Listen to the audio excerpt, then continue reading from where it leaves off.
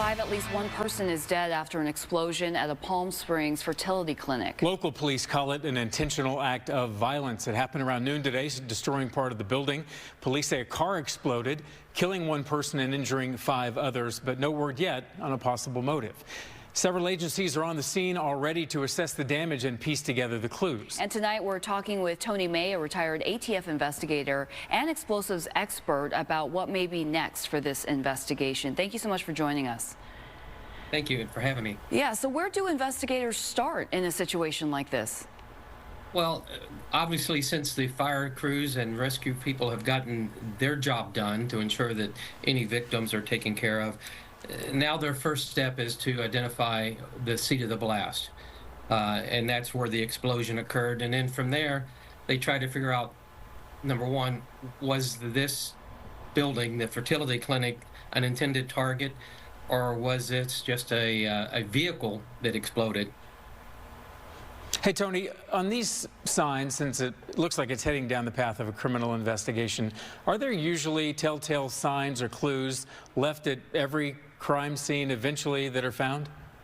Well, absolutely there is. And in fact, from some of the aerial photos that I have seen, this was not an accident. And what you're seeing on the screen right now, that vehicle that is all damaged up by that dumpster in the middle of the screen there a few minutes ago, was most likely the vehicle. But of course, it's early on in the investigation. And looking at some of these photos, you can see right there in the center of the screen, top center, is most likely the seat of the blast. That's where that car was initially parked when the explosion occurred. And you can tell that by the damage to the curb, the damage to the concrete, and of course, how everything is blown out in different directions. Based on these visuals, can you tell how big the bomb is, what kind of materials they used? I mean, how serious was this? I can tell you that I haven't seen a vehicle bomb, and I'm going to use the term car bomb because I'm pretty confident that that's what it is, but it is early in the investigation. I haven't seen anything like this since my time in Baghdad, Iraq. There was an extensive amount of explosives in that vehicle, and from the blast damage and the other reports of the concussion and the damage to the hospital, it most likely was a low explosive type. I'm going to use the term fertilizer here, but again, it's early on in the investigation, and the FBI and the ATF, through chemical analysis, will determine exactly what explosives was used, but quite extensive here. Go ahead.